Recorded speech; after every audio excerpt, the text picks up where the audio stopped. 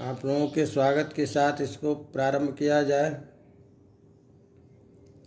और अपना वही पूर्व वाला प्रसंग जो है कल जहाँ अपन ने इसको छोड़ा था वहीं से इसको लेते हैं। तो कल अपना जो सूत्र चल रहा था वो था तद्धितार्थोत्तर पद समाहारे च। इस सूत्र से हमने अभी विशेष संज्ञा तत्पुरुष संज्ञा की थी और ये अभी बताया कि तीन अर्थों में दिशावाची और संख्यावाची शब्द का समास होगा। और वो तीन अर्थ कौन है? तो सूत्र में क्रमिक बताया कि पहला तद्धितार्थ का विषय, दूसरा उत्तर पद परे रहने पर, और तीसरा जो बताया वो समाहार। तो जहाँ तद्धित अर्थ करना हो, तद्धित अर्थ की अपेक्षा हो, तद्धित प्रत्यय के द्वारा अर्थबोध करना होगा,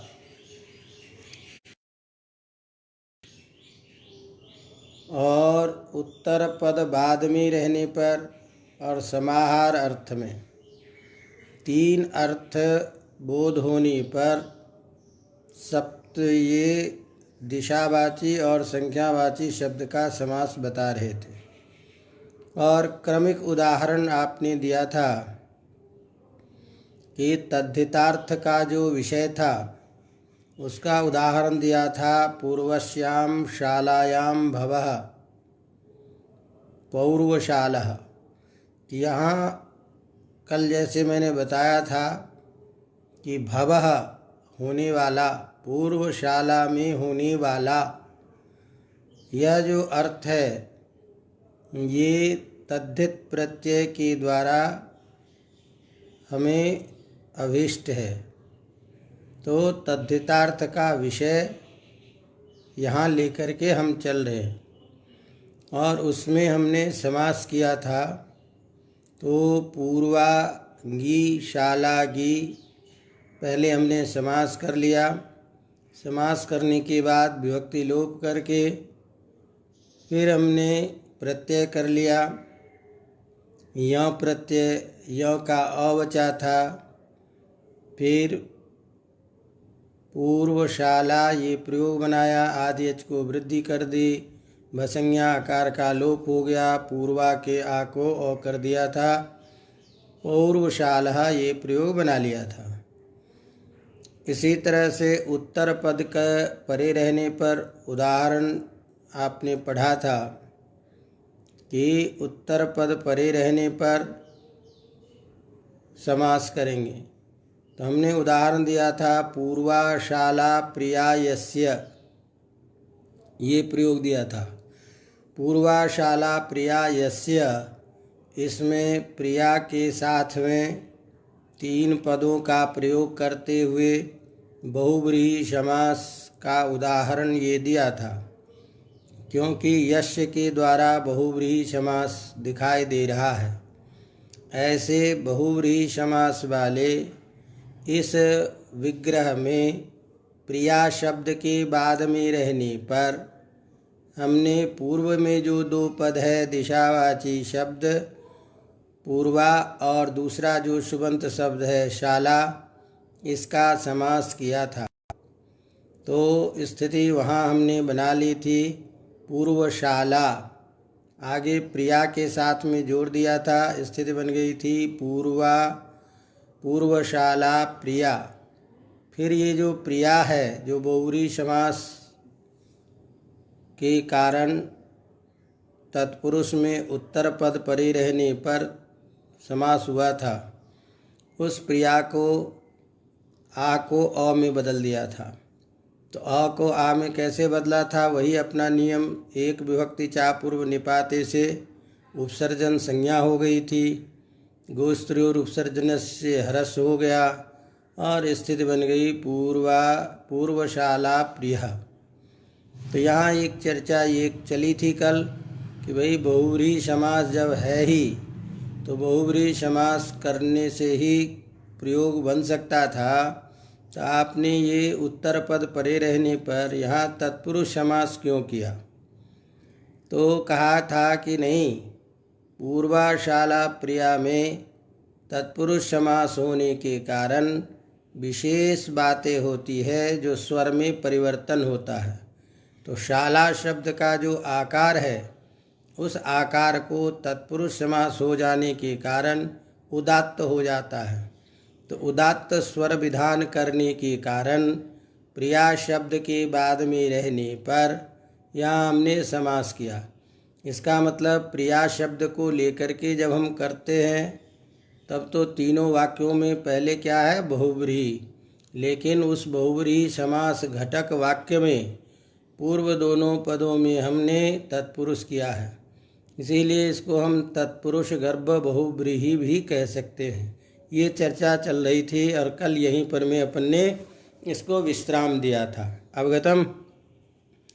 अब इसके बाद में हमारा जो अगला प्रयोग है उस प्रयोग को उदाहरण देने के लिए यहाँ आगे तो 3 चीज़ें बताई थी उत्तर पद परे रहने पर और तद्धितार्थ के विषय में। अब एक चीज़ तो ये अभी जो हमने उदाहरण पढ़ा है, ये उदाहरण क्या पढ़ा है दोनों जगह? दिशावाची शब्द का उदाहरण। तो हमने पहला जो उदाहरण पढ़ा था वह उदाहरण क्या था? दिशावाची शब्द का। अवगतम। पूर्व शाला में दिशावाची शब्द है पूर्वा। उत्तर पद परे रहने पर भी जो आपने उदाहरण दिया था वह भी क्या दिया था? पूर्वा दिशावाची शब्द का। अब हमने कहा कि आपने जो समास बताया है वो 3 अर्थों में बताया है। तो दिशावाची शब्द का 2 अर्थों में समास हमने बता दिया। अब तीसरा अर्थ कौन है? दिशावाची शब्द। इस दिशावाची शब्द का भी हमको प्रयोग बनाना चाहिए था समाहार अर्थ में। उसके लिए कहता है कि देखिए, दिशावाची शब्द का समाहार अर्थ कभी नहीं देखा गया है, इसीलिए अनविधानात् मैंने दिशावाची शब्द का समाहार अर्थ में समास नहीं होने के कारण इसका कोई उदाहरण नहीं दे रहे हैं और केवल दिशावाची शब्द का पहले तद्धितार्थ के विषय में उदाहरण दे दिया, उत्तर पद परे रहने पर उदाहरण दे दिया, लेकिन समाहार अर्थ में दिशावाची का उदाहरण नहीं दिया। क्यों नहीं दिया? क्योंकि दिशावाची शब्द का समाहार अर्थ में समास नहीं देखा जाता है। अवगतम। समझ में आ गई बात? एतावता किम सिद्धम यत् तद्धितार्थ विषये केवलम दिशावाची शब्द से समासः। उत्तर पद परे रहने पर ही दिशावाची शब्द का समास होगा। ये संपन्न हो गया। अवगतम। अब हमारा दूसरा शब्द क्या था इस सूत्र में? संख्यावाची शब्द का भी समास होता है इन तीनों अर्थों में। किस किस अर्थ में? वही तद्धितार्थ के विषय में, उत्तर पद परे रहने पर और समाहार अर्थ में। तो दिशावाची का हमने उदाहरण पढ़ा। अब हमारे पास बचा संख्यावाची। तो संख्यावाची शब्द का तद्धितार्थ विषय में उदाहरण दे रहा है कि षण्णाम मातॄणाम अपत्यम सान्मातुरः।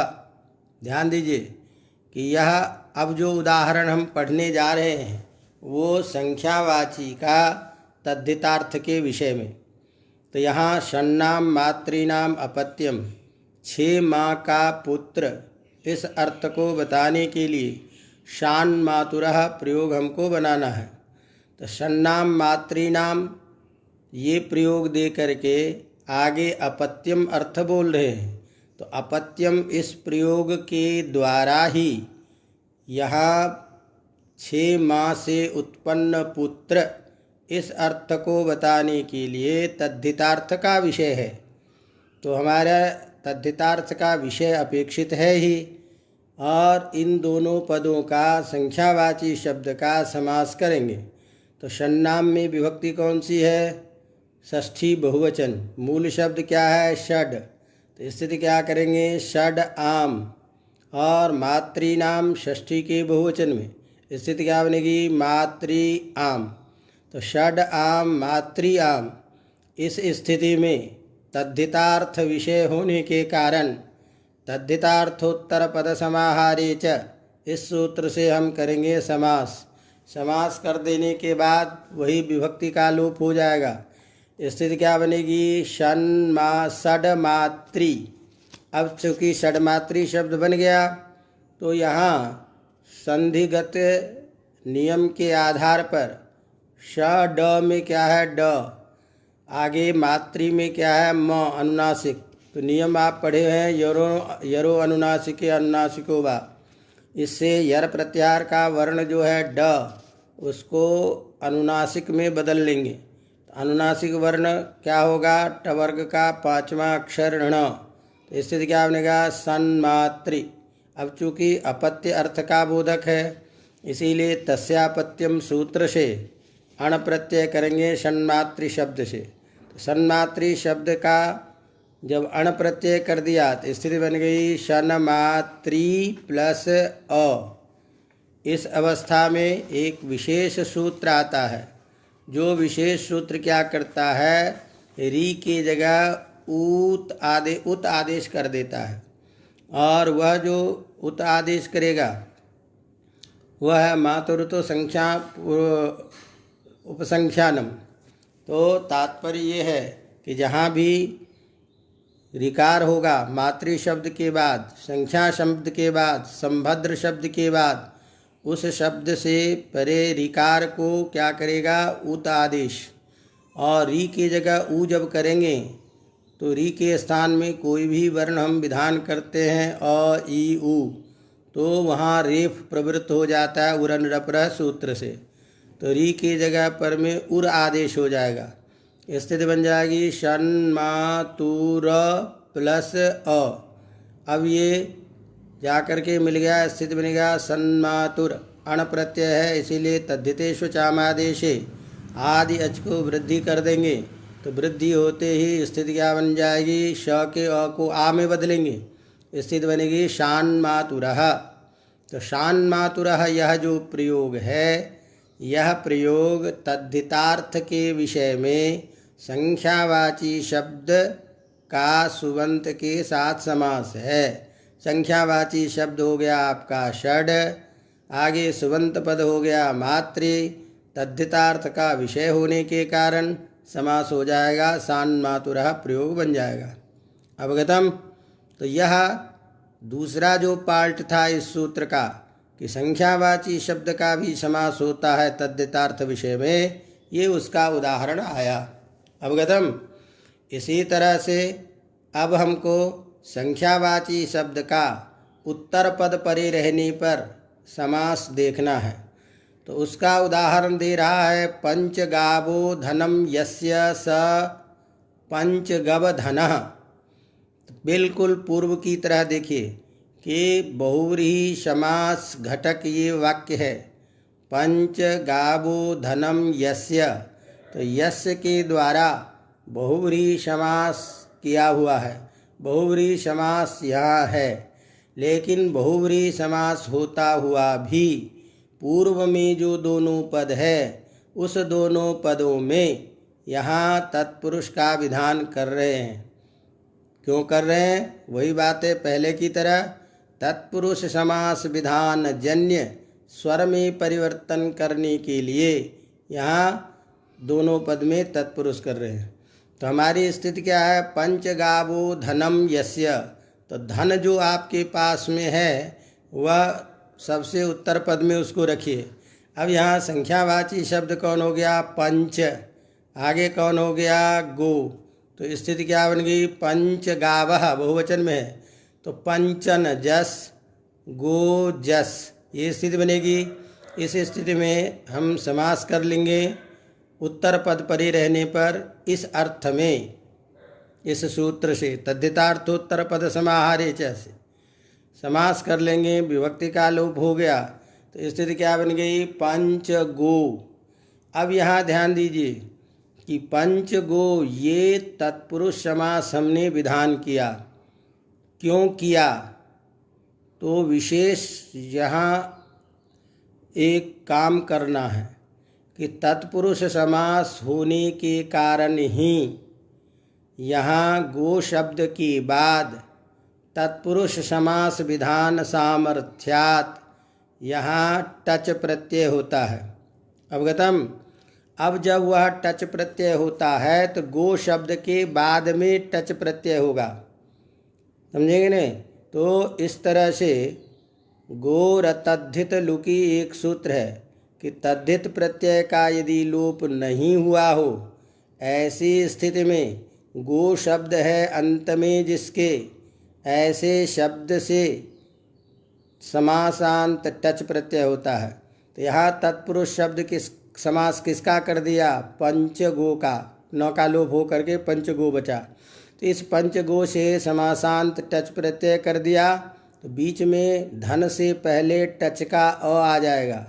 तो स्थिति बनी पंचगो अ, आगे धन, फिर वही एचो आय से अब आदेश करेंगे नहीं, अवंग आदेश, क्योंकि पदांत में गो हो जाएगा। तो पदांत में गो होने के कारण अवंग स्फोटायन से इस नियम से अवंग आदेश कर देंगे।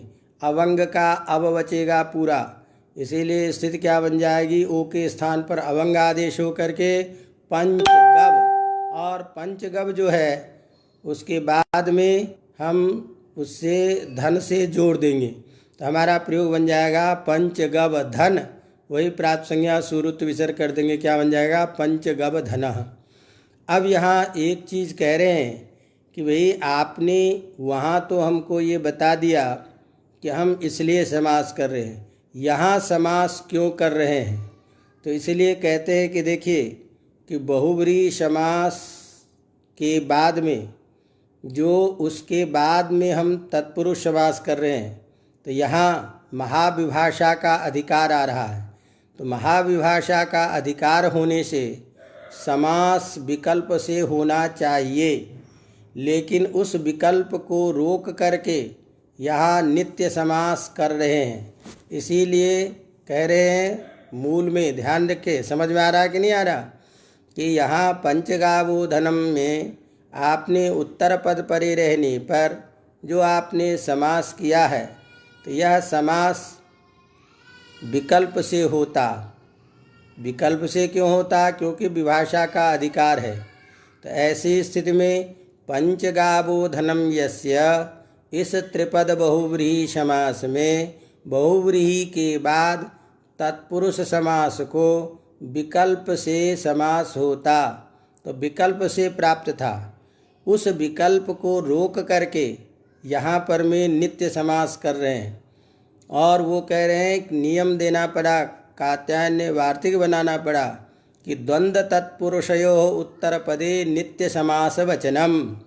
यदि द्वंद्व समास और तत्पुरुष समास हो और उत्तर पद में परे यदि कोई शब्द हो, तो वो शब्द समास नित्य समास होगा। अवगतम? बात समझ में आ रही है? भाई बहुव्रीहि समास करने के बाद, बहुव्रीहि समास होने के बाद जब आपने धन शब्द को बाद में रख करके तत्पुरुष समास यहाँ विधान कर रहे हैं, तो यहाँ महाविभाषा की अनुवृत्ति आ रही है। तो महाविभाषा की अनुवृत्ति आने से तत्पुरुष समास विकल्प से होता। तो विकल्प से होता तो एक पक्ष में कुछ और भी रूप बन सकता था, जिसकी चर्चा हम करेंगे अभी बाद में।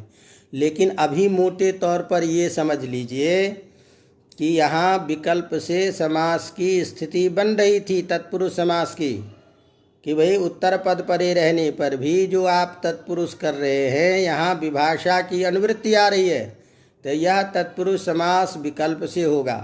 तो विकल्प से जब होता तो एक पक्ष में जब समास हो जाता तब तो पंचगव बन जाता। लेकिन यदि एक पक्ष में समास नहीं होता तत्पुरुष, तो उस स्थिति में पंच गोधन, क्योंकि तत्पुरुष समासांत जो टच प्रत्यय होता है वो होता नहीं विकल्प पक्ष में, तत्पुरुष तो होता नहीं, तो बहुव्रीहि ही होता। तो बहुव्रीहि होने पर केवल पंच गोधन ये भी प्रयोग बनने लगता, जो प्रयोग नहीं बनता है। इसीलिए कहा कि नहीं नहीं, यहाँ तत्पुरुष समास नित्य होगा, और नित्य होगा तो नित्य समासांत टच प्रत्यय होगा, और हमेशा पंच गव धनः यही प्रयोग बनेगा। अवगतम? बात समझ में आई कुछ कि नहीं आई? तो यहाँ ये चीज़ ध्यान में रखना है कि यहाँ पंचगव धनः में जो पंचगव है इसको नित्य तत्पुरुष समास होता है। नित्य तत्पुरुष समास होने के कारण हमेशा टच प्रत्यय लग करके पंचगव ही प्रयोग बनेगा, पंचगव धना ही पूरा वाक्य बनेगा।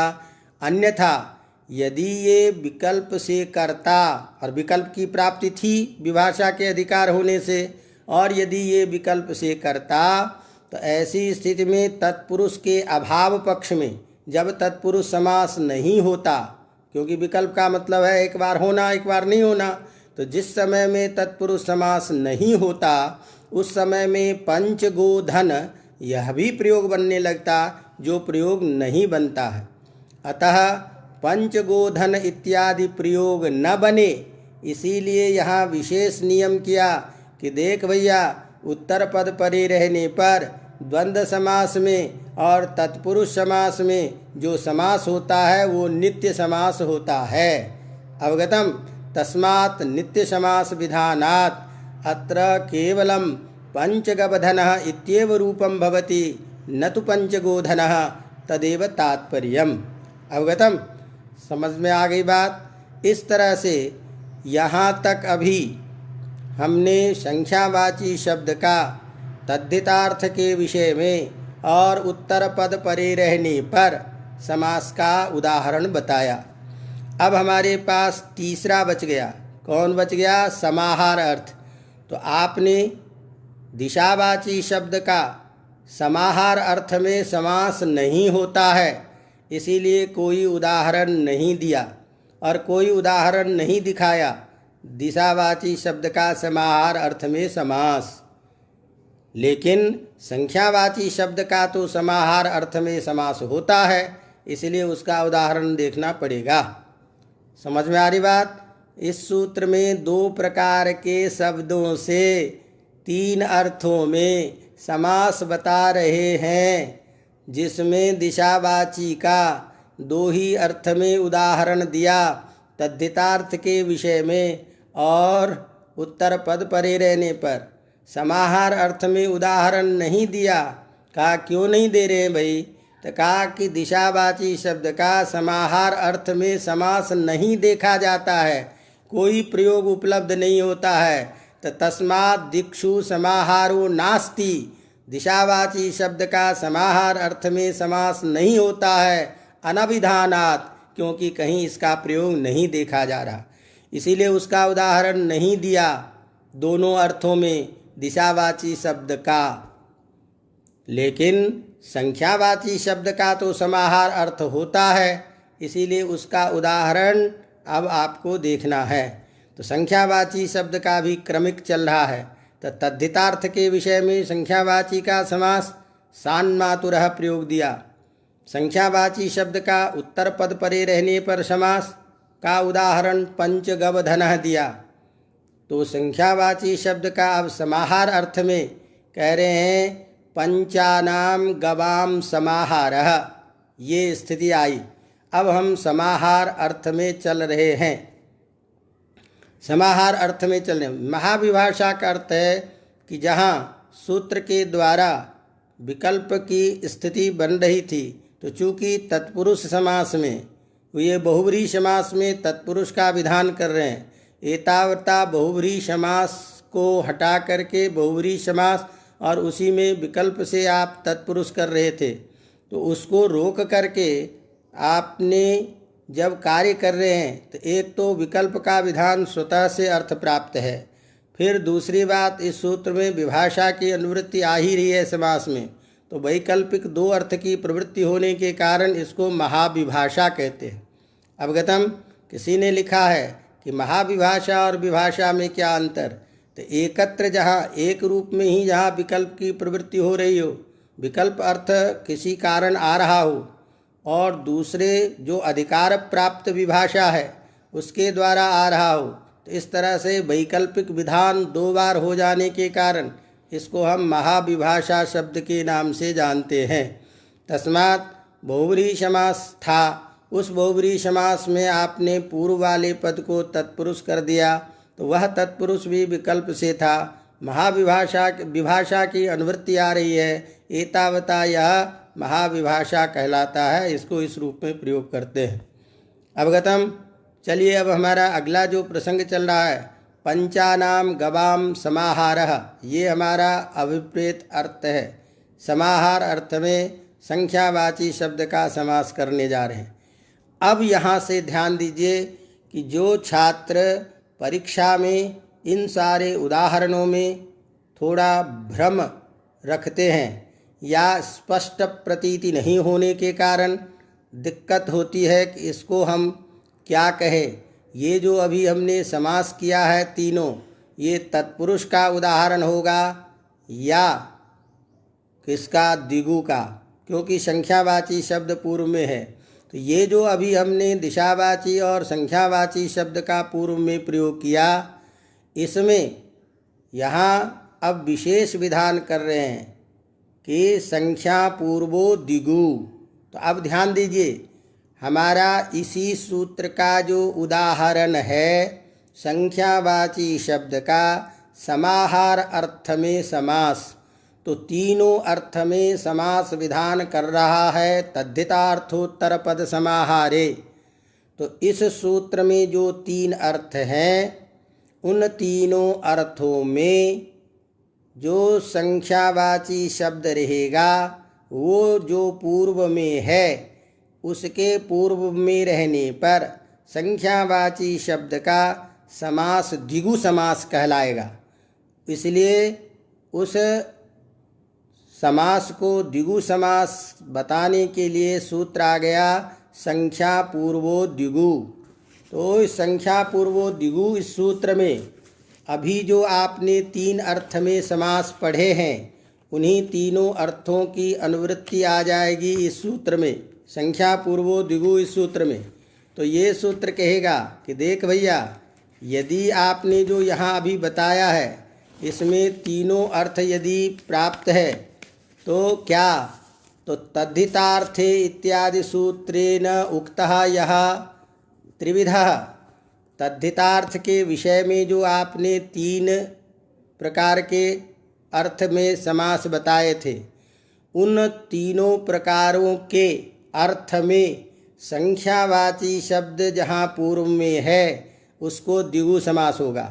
तो अब इसका मतलब ध्यान दो कि तद्धितार्थोत्तर पद समाहारे च तत्पुरुष समास कर रहा है, उसमें दिशावाची शब्द भी है, संख्यावाची शब्द भी है, तो दोनों को अभी तत्पुरुष संज्ञा हुई है।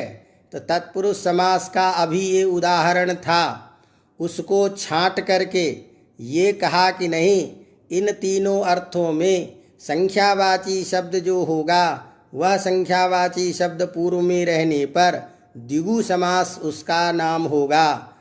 अर्थात संख्यावाची शब्द का तद्धितार्थ विषय हो तब भी द्विगु कहलाएगा, उत्तर पद परे रहे तब भी द्विगु संज्ञक होगा, और समाहार अर्थ रहे तब भी द्विगु संज्ञक होगा।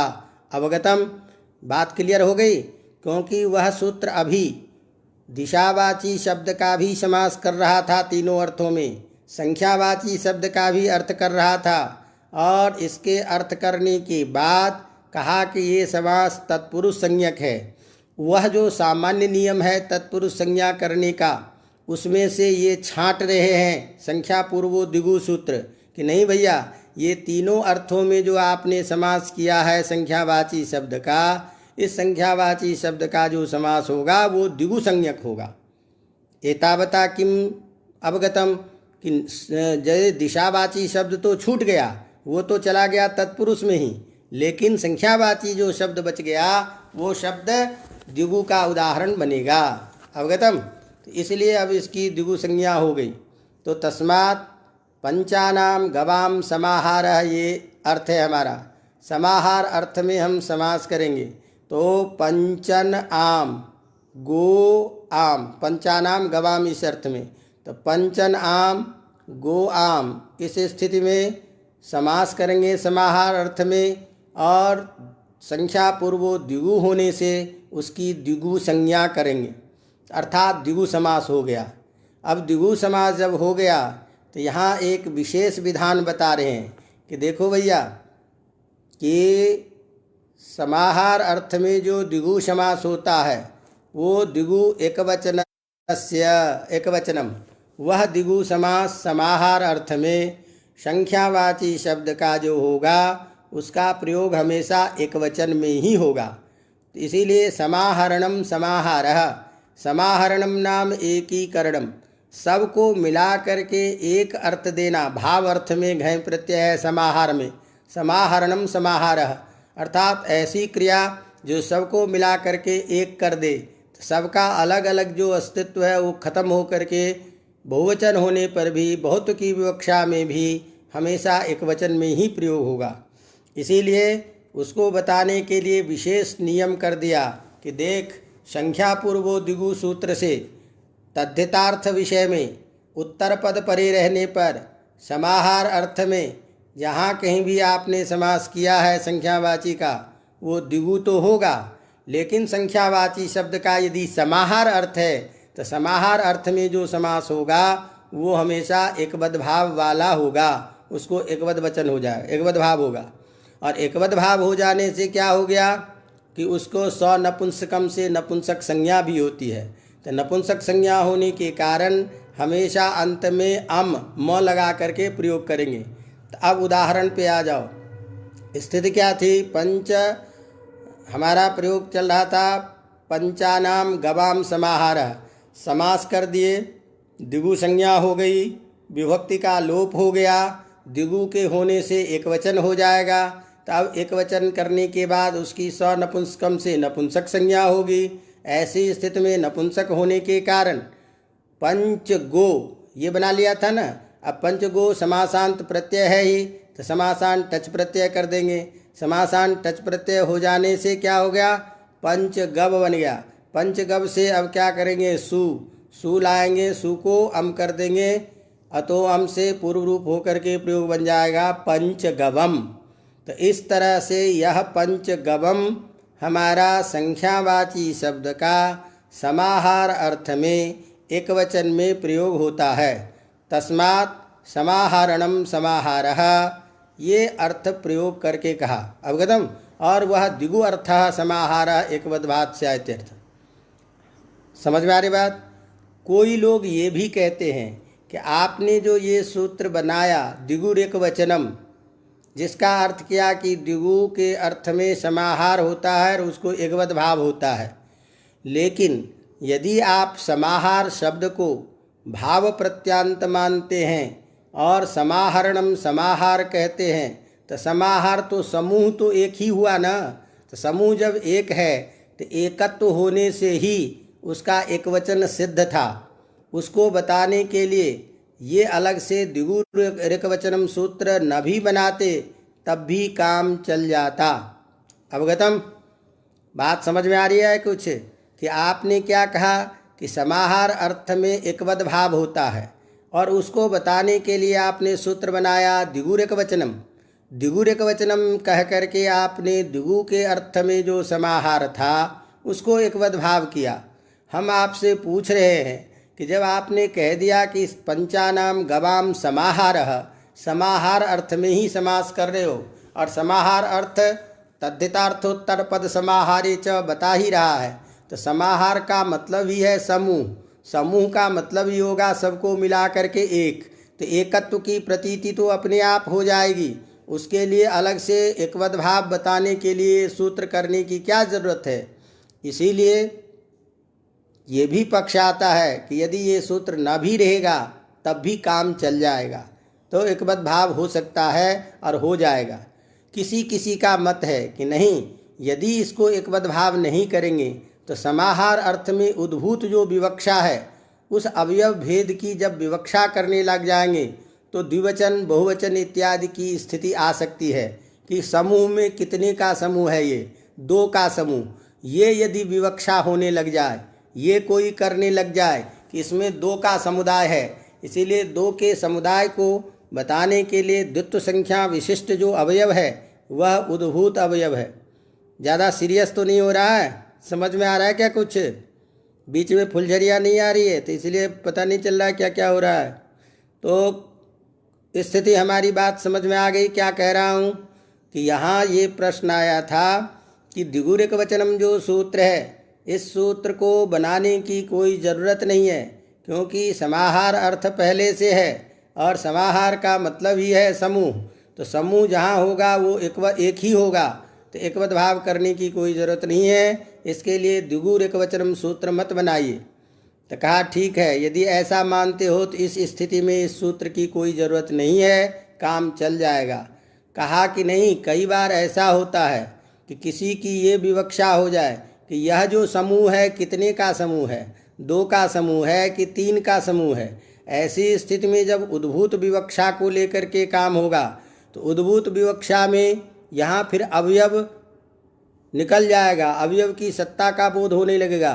तो कोई उसकी अवयव को लेकर के द्वित्वादि की आशंका न कर ले कि हम ये कहना चाहते हैं 2 का समाहार, हम कहना चाहते हैं 3 का समाहार। ऐसे उद्भूत अवयव की विवक्षा में कहीं द्वित्व और बहुत्व की संभावना कोई न कर ले, इसको रोकने के लिए ये सूत्र चरितार्थ है। और ये सूत्र कहेगा कि नहीं भैया, तेरी कोई उद्भूत विवक्षा यहाँ नहीं चलेगी, यहाँ एकवद भाव ही होगा।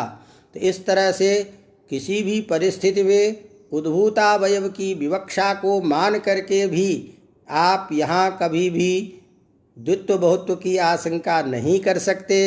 इस बात को इस सूत्र के द्वारा मजबूती से रख दिया गया।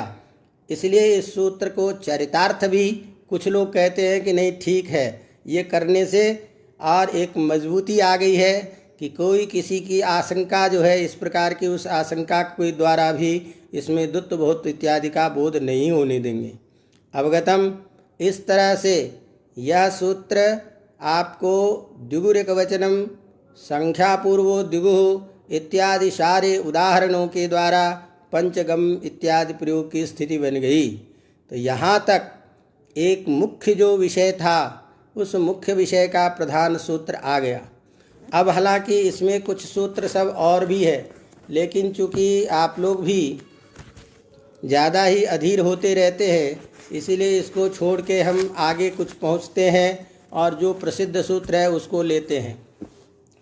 अब एक बहुत प्रसिद्ध सूत्र आता है कि जो हमारा कर्मधारय समास है, उस समास में जब हम समास विधान करते हैं तो उपमान और उपमेय वाचक शब्द का समास होता है। उपमान और उपमेय वाचक शब्दों का समास, तो उस समास को बताने के लिए प्रसिद्ध हमारे पास 2 सूत्र है। जब तक हम तत्पुरुष समास में, कर्मधारय समास में इस प्रकार के सूत्रों को नहीं पढ़ते या समझ लेते हैं, तो ऐसे जो उदाहरण आते हैं उसमें हमें बड़ी दिक्कत आएगी। और प्रसिद्ध चीज़ें हैं ये सब, इसलिए इसको समझना चाहिए। अवगतम? तो हम इसके बाद प्रारंभ करते हैं। आपको दूसरा सूत्र है उपमानानि सामान्य वचनैहि। उपमानानि सामान्य वचनैहि ये सूत्र है। ये सूत्र क्या करेगा? समास कर रहा है। ध्यान दीजिए, क्या करेगा? समास। किसका समास करेगा? तो कहेगा उपमानानि, उपमानवाचक शब्दों का समास होगा। किसके साथ समास होगा? सामान्य वचन के साथ। तो सामान्य वचन ही में विभक्ति कौन सी है? तृतीया बहुवचन। तो सामान्यवाचक जो शब्द है, उस सामान्यवाचक शब्दों के साथ उपमानवाची शब्द का हम समास करेंगे। अवगतम? अब ये जो चीज़ बताने के लिए जो सूत्र आया है, तो थोड़ा सा यहाँ कुछ समझना चाहिए। आपने क्या शब्द कहा? उपमान। उपमानवाचक शब्द का तो उपमान वाचक शब्द ये कहने से सीधा सीधा एक जिज्ञासा होती है कि किसको हम उपमान कहेंगे, थोड़ा सा ये बता दें। अवगतम? तो उपमान कहते किसको है? आप लोग समझते हो कि उपमीयते अनेन इति उपमानम, उपमीयते अनेन।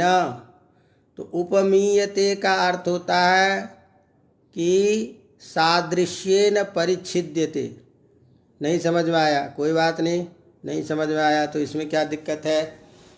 सारी चीज़ें समझ में आ जाए तो भी पढ़ाना ठीक नहीं है। कुछ चीज़ें ऐसे भी लगे कि कठिन है, समझ में नहीं आ रहा है, तभी तो अध्यापकत्व भी होता है। सब कुछ समझ में आ ही जाए तो फिर क्या करेंगे?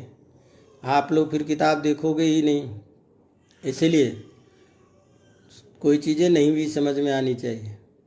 तो मैं अभी क्या कह रहा था? उपमीयते, तो माँ का अर्थ होता है ज्ञान। अवगतम? उपसर्ग के द्वारा मीयते का प्रयोग करने के कारण यहाँ स्थित बनी उपमीयते। तो उपसर्ग के कारण यहाँ विशेष प्रकार का ज्ञान है। तो उपमीयते का अर्थ है ज्ञायते। अवगतम? तो माँ का अर्थ ज्ञान अर्थ में भी होने के कारण उपमीयते इस शब्द का अर्थ ज्ञान होगा। लेकिन ज्ञान कैसा होगा? तो उपसर्ग के बल से सादृश्य अर्थ विशेष आएगा। तो इसीलिए इसका अर्थ होगा कि सादृश्येन उपमीयते। उपमीयते का मतलब सादृश्येन पृथक कृत्वा बोध्यते, माने सादृश्य के द्वारा किसी को निश्चय करना, किसी का ज्ञान करना। तो सादृश्य के द्वारा किसी चीज को बताना। सादृश्य के द्वारा जब हम किसी दूसरे वस्तु का ज्ञान कराएंगे कि ये ऐसा है, तो इदमित्थम, ये ऐसा है, इस प्रकार का ज्ञान जिसको दिखा करके करेंगे, जिसके साथ समानता बता करके करेंगे, तो जिसके साथ में बताएंगे उसी को कहते हैं उपमान। तो उपमीयते अनेन, येन बा, जिसके द्वारा उपमान किया जाए। तो उपमान किया जाए का तात्पर्य समझ लीजिए, सादृश्येन ज्ञानम इत्यर्थ। सादृश्य से, सादृश्य के द्वारा जिसका ज्ञान किया जाए, तो जो जिसके द्वारा करेंगे वो हो गया उपमान। इसीलिए जब हम न्याय शास्त्र आदि पढ़ते हैं, तर्क संग्रह आदि, तो वहाँ सीधा कहते हैं सादृश्य ज्ञानम उपमिति ही। सादृश्य से होने वाला जो ज्ञान है वो उपमिति ज्ञान है, उपमिति प्रमाण के द्वारा जाना जाता है। अवगतम? तो जैसे हमने कहा गौरिव गवय भवति, गाय की तरह गवय होता है। तो गवय इत्याकारक जो ज्ञान है, उस ज्ञान को कराने के लिए गौ को हमने रखा और गौ के समान बताया। तो सादृश्य ज्ञानेन अयम गवयः, सादृश्य ज्ञान के द्वारा यह गवय है, गाय के जैसा, जैसी आकृति वाले पशु विशेष के लिए हमने कहा कि गवय जो होता है वो गाय की तरह। तो किसी ने गवय को नहीं देखा और गाय को देख रखा है, तो गाय का प्रत्यक्ष ज्ञान पहले है, अब उसको दिखा दिया कि देख भैया तुम गाय तो देखे हो ना, तो गाय की तरह आकृति वाली जो होती है उसको गवय बोलते हैं। तो नील गाय जिसको बोलते हैं उसको समझ लीजिए, गाय की आकृति जिसके द्वारा, गाय की इस आकृति की तरह जो हो उसको गवय कहते हैं। तो गवय इत्याकारक जो ज्ञान है, ये ज्ञान सादृश्य के द्वारा होता है। अवगतम? और वो सादृश्य दिखाने के लिए आपने किसको रखा? गौ को। तो उपमीयते येन, तो किसके द्वारा उपमान कर रहे हैं? सादृश्य ज्ञान करा रहे हैं गौ के द्वारा। इसीलिए गौ क्या है? उपमान। तो गौरिव गवय इत्यत्र गौ उपमानम, तेन सादृश्येन गवय इति परिच्छिद्यते। गवय का ज्ञान हो रहा है। परिच्छेद्यते मैंने अलग प्राणियों से उसका ज्ञान होता है, परिच्छेदन करना, अलग ज्ञान बोध करना। इदमित्थम, ये ऐसा है। इत्याकारकम यद ज्ञानम भवति तच्च ज्ञानम परिच्छिद्य ज्ञानम। तो परिच्छिद्य जो है, जो अलग से परिच्छेदन कर दिया, तो परिच्छिद्य जो वस्तु है, परिच्छेदन करने योग्य जो वस्तु है, अन्य से अलग होने योग्य जो वस्तु है, उसी को बोलेंगे परिच्छेद्य। अवगतम। तो परिच्छिद्यते अर्थात अन्येभ्यः पशुभ्यः पृथक् क्रियते। तो अयम गवयः अन्येभ्यः पशुभ्यः पृथक् इत्याकारकं यज्ञानं तच्च ज्ञानं गौः इति सादृश्य ज्ञानेन भवति। अतः येन सादृश्येन अन्य पदार्थस्य ज्ञानं तादृशयो ही पदार्थः सही पदार्थः उपमानवाचकः। अवगतम, समझ में आ रहा कुछ? तो इसीलिए बीच बीच में कई बार संस्कृत अपने आप आ जाते हैं प्रवाह में। कोशिश तो नहीं करता हूँ बोलने की, लेकिन कदाचित भवति एवं। तो तात्पर्य क्या हुआ कि इस तरह से यहाँ गौ क्या हुआ, उपमान। अब आप इसको एक बार बिठा लें दिमाग में। तो बिठाने के बाद में कोई भी आप उदाहरण रखें, आप चंद्र इव मुखम रखें, तो चंद्र का सादृश्य मुख में बता रहे हैं, तो चंद्र का सादृश्य बता रहा है, इसलिए उपमानवाचक शब्द कौन हो गया, चंद्र और मुख। अब जो सादृश्य होता है, ध्यान दीजिए, हमने क्या बताया कि सादृश्य होता है तद भिन्नत्वे सति तद्गत भूयो धर्मवत्वम, तद भिन्नत्वे सति तद्गत भूयो धर्मवत्वम। तो गो भिन्नत्वे सति गो धर्मवत्वम यद भवति तदेव भवति सादृश्यम। अर्थात गाय से भिन्न हो, लेकिन गाय में रहने वाला जो धर्म है उस धर्म से युक्त हो, तो वह जो धर्म विशेष होता है, वही धर्म विशेष आपका दोनों को एक करता है। तो हमने कहा चंद्रैव मुखम, चंद्रमा के समान मुख है। तो यहाँ ध्यान दीजिए, चंद्र पदार्थ भिन्न है, मुख पदार्थ भिन्न है। अरे चंद्रमा आकाश में, मुंह नीचे, दोनों का क्या तालमेल आपस में है? तो दोनों का क्या तालमेल है? तो कहा नहीं, चंद्रमा भले ही अलग है, ऊपर में है, मुंह नीचे भले ही अलग है, लेकिन चंद्रमा में जो गुणधर्म है वह गुणधर्म मुंह में भी देखा जा रहा है। तो चंद्रमा में क्या धर्म है? तो जब उस धर्म विशेष जो प्रसिद्ध धर्म है उसको देख करके कहते हैं कि चंद्रमा में शीतलता है, चंद्रमा में सौंदर्य है। तो चंद्रमा को देख करके जैसे सौंदर्य की प्रतीति अपने आप स्वतः बोध होती है, चंद्रमा की शीतलता से जैसे मन को आह्लाद होता है, इसी तरह से कोई सुंदर चेहरा देख करके जो उसमें सौंदर्य की प्रतीति। एक चीज़ ध्यान रखना, इस ईश्वर की सृष्टि में न कोई सुंदर है न कोई असुंदर है। ध्यान दीजिएगा। हाँ, ये प्रसंग आ गया बीच में, इसलिए कह ही देता हूँ, क्योंकि बड़ा व्याकरण पढ़ते पढ़ते बोर हो जाते हो। तो देखिए, ईश्वर यदि ऐसा सुंदर और असुंदर बनाने लग जाएं, तब फिर वो सापेक्ष हो जाएंगे। तो इसीलिए ईश्वर के नज़र में जो कुछ भी प्रकृति की सारी चीज़ें हैं सभी सुंदर हैं, क्योंकि ईश्वर की रचना है। तो ईश्वर की रचना असुंदर कभी हो ही नहीं सकती है। इसीलिए प्रत्येक पदार्थ, प्रत्येक चीज़ें, कोई भी चीज़ है, सब ईश्वर की कृति होने के कारण ईश्वर कभी गलत कृति करेंगे ही नहीं, ईश्वर कभी असुंदर कृति करेंगे ही नहीं। इसीलिए जो सारी चीज़ें ईश्वर की कृति है सब अपने आप में सुंदर है।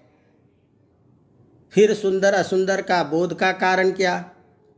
तो सुंदर असुंदर हम अपनी अपेक्षा से, अपने मानसिक चिंतन के आधार पर हम सुंदर असुंदर तय करते हैं।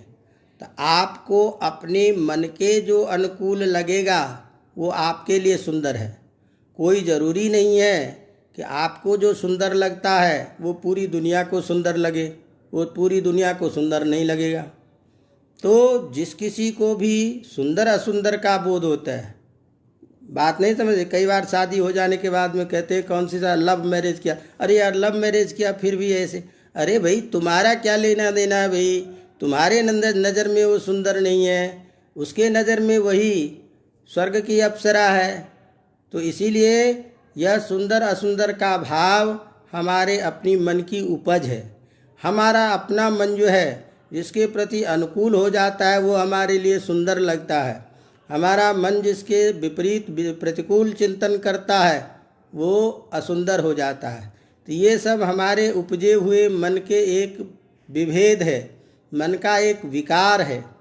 इसीलिए हमारा शास्त्र कभी भी इस सुंदर असुंदर की स्थिति में नहीं पड़ता। लौकिक व्यवहार में व्याख्यान करता है, लेकिन यहाँ विशेष रूप से इस सुंदरता की तो कभी बात ही नहीं होती है और इस सुंदरता को अतात्विक माना गया है। तस्मात् आत्मना सौंदर्यम, अपने आत्मा का सौंदर्य होना चाहिए, चिंतन का सौंदर्य होना चाहिए, व्यवहार का सौंदर्य होना चाहिए। यह जो ऐसा सौंदर्य, जिस सौंदर्य को जो बहुत अपने आप में गर्व हो रहा है कि मैं बहुत सुंदर हूँ, वही अपना ही मुंह है जिसको 25 बार वही क्रीम व्रीम पता नहीं लगा करके क्या करते हो, उसी मुंह पे थोड़ा सा घाव हो जाए, कट जाए, दाग पड़ जाए तो अपने आप को ही वह चेहरा अच्छा नहीं लगने लगता है।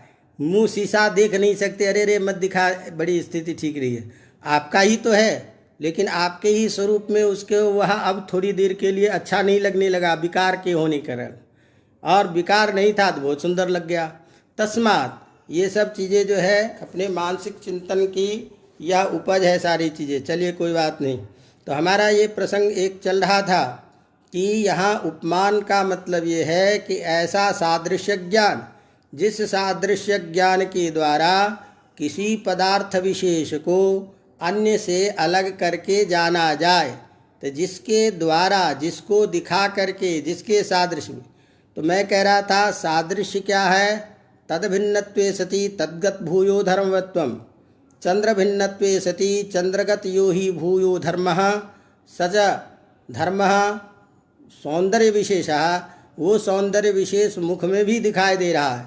इसीलिए चंद्र पदार्थ भिन्न होने पर भी, मुख पदार्थ भिन्न होने पर भी जो एक विशेष धर्म है सौंदर्य, वह विशेष धर्म दोनों में अब सामान्य हो गया। ध्यान दीजिए मैं कहाँ ले जा रहा हूँ। वह दोनों धर्म अब क्या हो गया? सामान्य धर्म हो गया। बात समझ में आ रही कि नहीं आ रही कुछ?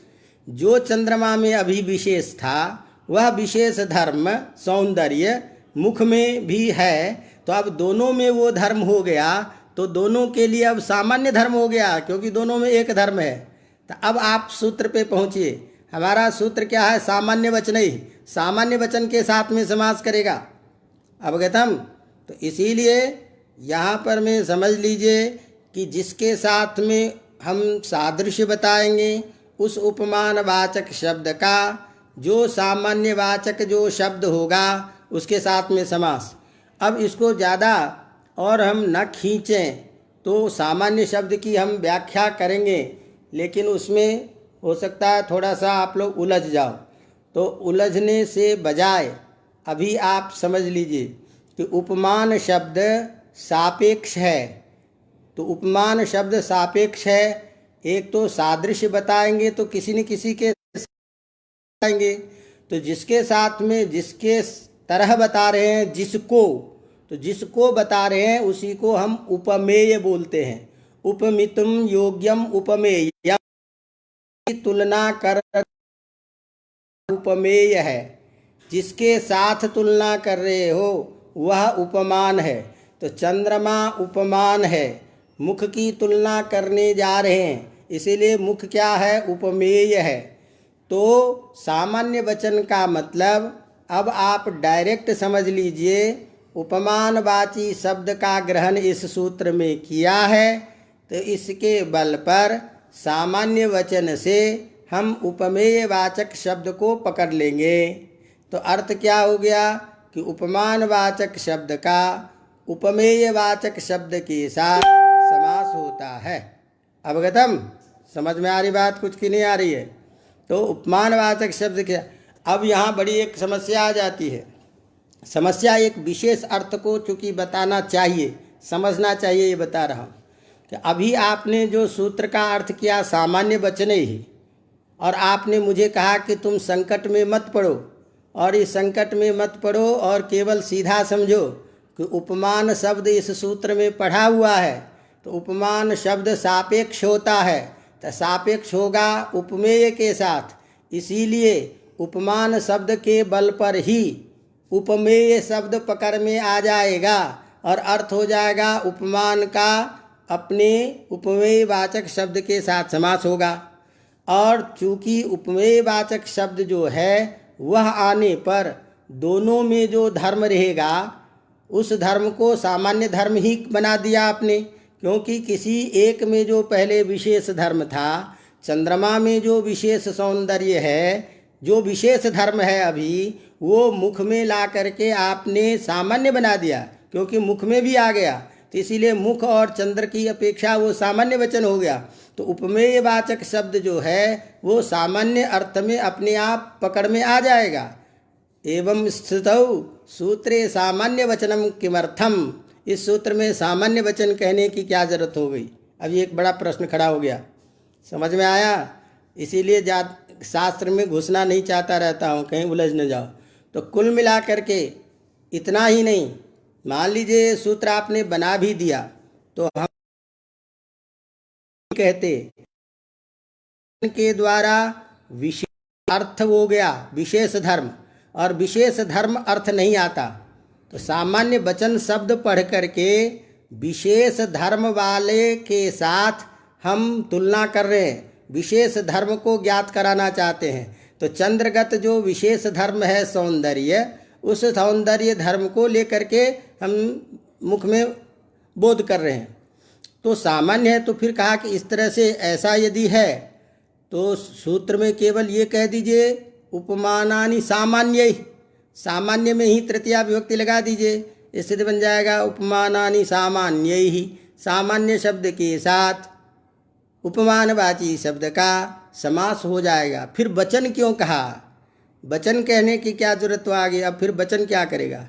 तो कहा कि नहीं, वचन का मतलब हो गया सामान्यम उक्त्वा, सामान्य को कह करके, तो उच्यते असौ इति वचनः, अर्थात सामान्य गुणम उक्तवान इति गुणवचनः, तो सामान्यम उक्तवान इति सामान्य वचनः, सामान्यम उक्तवान इति सामान्य वचनः, उक्तवान यहाँ अर्थ आ जाए।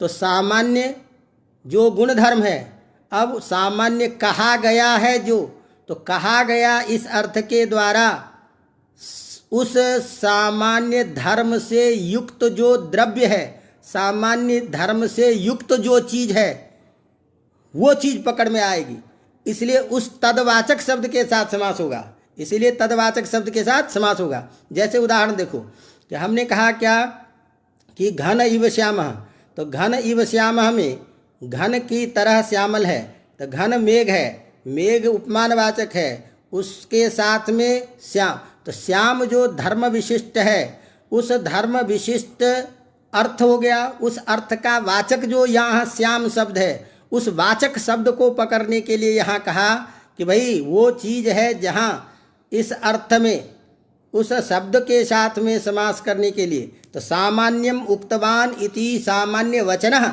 इस अर्थ के द्वारा वह जो धर्म से विशिष्ट है, जो शब्द जो द्रव्य तदवाचक शब्द के लेकर के प्रयोग करेंगे। इसीलिए घनश्यामः श्रीरामः, घनश्यामः श्री कृष्णः, तो घन और श्याम ये दोनों जो हैं, यह कैसे श्यामल हैं भगवान? तो घन की तरह। तो यह जो सामान्य शब्द के द्वारा इस गुण का बोध कराए जाने के कारण गुणवाचक जो सामान्य धर्म विशिष्ट जो श्याम शब्द, उस श्याम शब्द का समास होता है उपमानवाची शब्द के साथ, उपमानवाची शब्द का सामान्य वचन के साथ। अवगतम? चलिए ये सब भूल जाइए, अभी तक मैंने जो कुछ भी कहा, केवल इतना समझिए कि उपमानवाची शब्द का उपमेय वाचक शब्द के साथ सामान्य धर्म बताने के लिए समास होता है सामान्य वाचक शब्दों के साथ। अवगतम? इस अर्थ में। तो अब यहाँ देखो कि उदाहरण दे रहा है घन इव श्यामः, तो घन इव श्यामः जो है, ये घन भी क्या है? यहाँ विशेषण है। श्याम भी क्या है? विशेषण है। ये हम बाद में चर्चा करेंगे। एक विशेष विशेषण, यहाँ हम उसको उपमान और उपमेय के रूप में देख रहे हैं।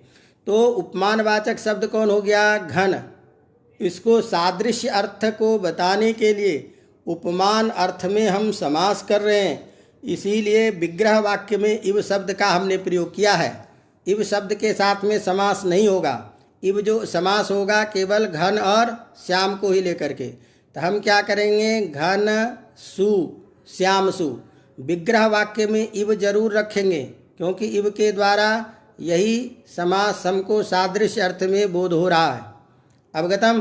तो इस तरह से जो हमारा अभी जो ये सूत्र आया, ये सूत्र ये अर्थ किया था उपमानवाचक और उपमेयवाचक जो शब्द है उन दोनों में साधारण धर्म जो भी है, उस साधारण धर्म विशिष्ट वाचक जो शब्द है, ऐसे शब्दों के साथ समास होगा और वो समास तत्पुरुष संज्ञक होगा। तो एक शब्द कौन हो गया उपमानवाची? कौन? घन। दूसरा कौन हो गया? उपमेयवाचक शब्द श्याम। इन दोनों में रहने वाला जो शब्द है वह क्या है? वह दोनों में एक धर्म विशिष्ट है, श्यामत्व धर्म। तो श्यामत्व जो गुण विशिष्ट एक धर्म है वह श्याम शब्द के द्वारा बता रहा है। तो सामान्य धर्म का वाचक शब्द श्यामत्व आ गया और यह श्याम जो है उस धर्म विशेष को बता रहा है। इसीलिए तो कोई पूछे कि इस दोनों में सामान्य धर्म क्या है, तो सामान्य धर्म दोनों में एक कृष्ण में या देवदत्त में या राम में बताने जा रहे हैं कि राम में जो श्यामलपना है वह धर्म एक समान धर्म है। वो धर्म समान कैसा है? घन की तरह है। तो यह दोनों जो विशिष्ट धर्म है, विशिष्ट अर्थ को बोध कराया है। समझ में आ रही बात? तो साधारण धर्म जो है वो उस धर्म का वाचक जो विशिष्ट शब्द श्याम, उसके साथ में समास कर दिया। तो अब यहाँ समास हो गया, विभक्ति का लोप हो जाएगा और बन जाएगा घनश्याम। अब यहाँ एक समस्या ये भी है कि ध्यान दीजिए कि घन और श्याम इनमें दोनों शब्द जो है विशेष्य और एक विशेषण के रूप में भी है। मान लीजिए कि आपने श्याम को कहा विशेष्य और घन क्या है? विशेषण, घन की तरह इसके जैसा। तो घन जो है ये विशेषण है और श्याम विशेष्य है। तो विशेष्य और विशेषण होने के कारण हमारे पास में पहले से सूत्र बैठा है विशेषणम विशेष्येन बहुलम। इसी सूत्र से समास हो जाता तो फिर ये उपमानवाचक बता करके उपमानानि सामान्य वचनैहि इस सूत्र से समास करने की क्या जरूरत पड़ गई? तो कहते कि दिक्कत ये है कि उपमानानि विशेषणम विशेष्येन बहुलम सूत्र से जो विशेष विशेषणवाचक शब्द का समास होता है, तो विशेष विशेषण जो है वक्ता के ऊपर में निर्भर है कि वक्ता चाहे तो किसी को विशेष बना दे, किसी को विशेषण बना दे। तो हो सकता है कि विशेष को ही जब वक्ता विशेषण बना देगा तो उसका भी पूर्व में प्रयोग होने लग जाएगा। ऐसी स्थिति में अभी जो घन शब्द का पूर्व में प्रयोग हो रहा है वो प्रयोग नहीं हो पाएगा और हो सकता है कभी घन शब्द का बाद में भी प्रयोग होने लगता। ऐसा न हो, इसलिए इस चीज को रोकने के लिए यहाँ विशेष विधान करने पड़ा। नहीं भैया ऐसा मत करो, विशेष विशेषण जो है तुम्हारा कोई निश्चित नहीं है, ये तो तुम्हारी मर्जी होती है कि कब किसको विशेषण बना दे, कब किसको विशेष बना दे। अवगतम? मैंने उदाहरण से समझाया था कि विशेष विशेषण का प्रयोग ये वक्ता के ऊपर में निर्भर है। वक्ता चाहे तो अपने बात को दृढ़ता से रखने के लिए विशेषण को भी विशेष के रूप में प्रयोग करता है। एक सामान्य उदाहरण दिया था मैंने कि सूर्य किधर निकलता है? पूर्व दिशा में। ये आपने कहा, मैंने कहा नहीं, बिल्कुल गलत कह रहे हो। सूर्य जिधर निकलेगा वो दिशा पूरब होगी।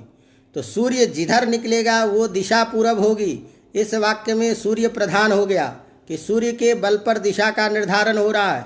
हमने कहा, आपने कहा कि नहीं सूर्य पूरब में निकलता है, इसका मतलब दिशा विशेष है, दिशा प्रधान है और उसमें सूर्य का निकलना बोध हो रहा है। तो दोनों ही वाक्यों में बहुत अंतर हो जाता है। तो यदि हम किसी विशेषण को सीधे रूप में यदि दृढ़तापूर्वक उसी विशेषण पे जोड़ देना चाहते हैं तो विशेषण विशेष्य बन जाता है। तो जब आपने विशेषणम विशेषण बहुलम समास से समास करेंगे तो पता नहीं किसको पूर्व में प्रयोग करेंगे कब, ये दिक्कत हो जाएगी।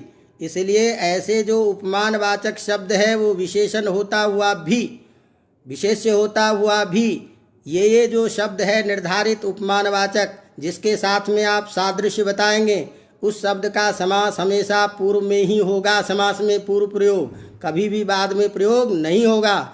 इस विशेष को ज्ञापन करने के लिए उपमानानि सामान्य वचने ही ये अलग से सूत्र बनाना पड़ा। अवगतम।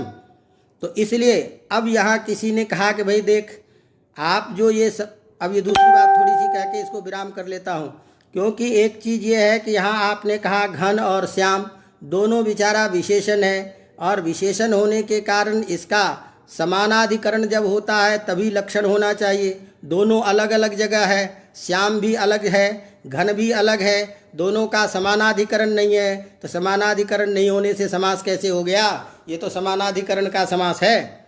बात समझ में आ रही? बात समान अधिकरण का मतलब एक ही स्थिति में रहना, एक जगह में रहना, तभी समान अधिकरण होता है। अर्थात जिसका आधार एक है, जो दोनों चीज़ें एक जगह रहे उसे कहते हैं समानाधिकरण।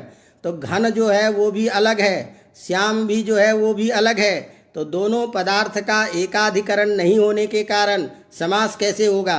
समानाधिकरण नहीं है। तो कहा नहीं नहीं, यहाँ डर मत। घन शब्द घन सादृश्य लक्षणा, घन शब्द का घन सादृश्य में लक्षणा है, श्याम का श्याम सादृश्य में लक्षणा है। इसीलिए घन शब्द का घन श्याम उसमें सादृश्य में लक्षणा कर देंगे, तो घन के तरह सादृश्य जो है तो वो सादृश्य पकड़ में आ जाएंगे जहाँ पर में ये दोनों धर्म एक जगह रह रहे हैं। सच भगवान श्री राम, सच भगवान श्री कृष्ण एवं भूता अयम घनश्याम वर्तते, तो वहाँ दोनों में एकाधिकरण है। इसीलिए घन सादृश्य में मान करके हम सादृश्य में लक्षणा करके समानाधिकरण होता है, समानाधिकरण होने के कारण समास होने में कोई दिक्कत नहीं है। इसीलिए कभी भी उपमानवाचक शब्द का हम समास करेंगे तो वह समास हमेशा पूर्व में ही उपमानवाचक शब्द का प्रयोग होगा।